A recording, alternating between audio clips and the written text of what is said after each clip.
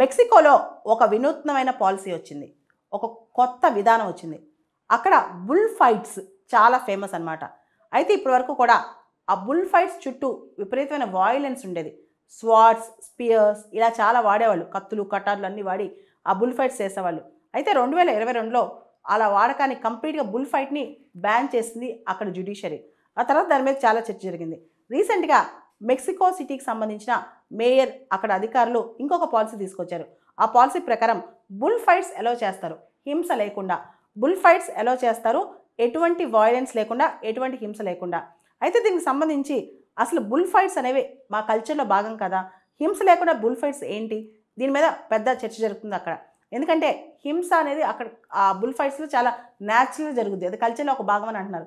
అయితే Animal rights activist మాత్రం ఇది తప్పు, ఎనిమల్స్కి ఇక్కడ హామ్ జరుగుతుందని చెప్పి వాళ్ళు క్వశ్చన్ చేస్తున్నారనమాట. ఇక్కడ already bull fights without violence అనేది స్పెయిన్లో బెలెరిక్ ఐలాండ్స్లో ట్రై చేశారు, కానీ అది ఇంప్లిమెంట్ అవ్వలేకపోయింది.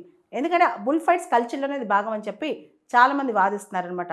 సో ఎనిమల్ రైట్స్లో ఎనిమల్స్ ఏదైనా ఎంటర్టైన్మెంట్ కానీ గేమ్స్ కానీ ఆడేటప్పుడు హింస ప్రమోట్ చేయాలా, హింసని సపోర్ట్ చేయాలా వద్దా, దీని మీద ఇప్పుడు చర్చ జరుగుతుంది. భారతదేశంలో మనం చూసాం, భారతదేశంలో జల్లికట్టు బుల్ టేమింగ్ గేమ్ అనమాట.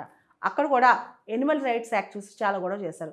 జల్లికట్టులో అక్కడ హింస జరుగుతుంది, ఎనిమల్స్ ఇంజూర్ అవుతున్నాయి అని చెప్పి క్వశ్చన్ చేశారనమాట. దీని మీద ఎనిమల్ రైట్స్ యాక్టివిస్టులు కూడా గట్టిగానే క్వశ్చన్ చేశారు భారతదేశంలో. అంతేకాదు మనకి prevention of cruelty towards animals act 1960 అని చెప్పి మన దేశంలో ఉంది. దీని ప్రకారం మనం ఎనిమల్స్ మీద క్రూయల్టీ అస్సలు చూపించకూడదు. అంతేకాదు మన ఫండమెంటల్ డ్యూటీస్లో కూడా to have compassion over living creatures, ఇతర జీవుల పట్ల భూతదయ కలిగి ఉండాలని ఉంది. ఇవన్నీ పక్కన పెడితే ఆంధ్రప్రదేశ్లో కోడి పందాలు, కాక్ ఫైట్స్, ఇవి ఎంత బ్యాన్ చేసినా, ఎంత పోలీసులు ఉన్నా సరే ఖచ్చితంగా ప్రతి సంక్రాంతికి జరిగితే అందరూ కలిసి దీని కల్చర్లో భాగమని కండక్ట్ చేస్తూ ఉంటారనమాట. ఇవన్నీ ఒక పక్కన పెడితే కర్ణాటకలో కంబాల, భారతదేశంలో కూడా జంతువులతో క్రీడలు, జంతువులకి హాని జరుగుతుంటే అందరూ ఎంజాయ్ చేయటం, ఇవన్నీ మన దేశంలో కూడా ట్రెండ్ అయిపోయాయి అనమాట. దీనికి సంబంధించి మెక్సికోలో ఈ కొత్త పాలసీ ఏదైతే వచ్చిందో bull fights without violence, bull ఫైట్స్ని అలౌ చేస్తాం కానీ దానిలో ఉన్న హింసని అలౌ చేయమనేది నిజంగా అది వెల్కమింగ్ పాలసీ అని చెప్పొచ్చు. కానీ ఈ పాలసీ ఎంతవరకు రియలైజ్ అవుతుంది, ఈ పాలసీ ఎంతవరకు ప్రజలు కట్టుబడి ఉంటారో చూడాలి. బ్రెజిల్లో, స్పెయిన్లో, చాలా యూరోపియన్ దేశాల్లో, మెక్సికోలో, చాలా దేశాల్లో బుల్ ఫైట్స్ అక్కడ చాలా పాపులర్ అనమాట. క్యాటిల్ ఫైట్స్, బుల్ ఫైట్స్ అక్కడ చాలా పాపులర్. ఈ టైంలో బుల్ ఫైట్స్ వాయిలెన్స్ లేకుండా ఎలా చేస్తారనేది ఇప్పుడు పెద్ద ప్రశ్న.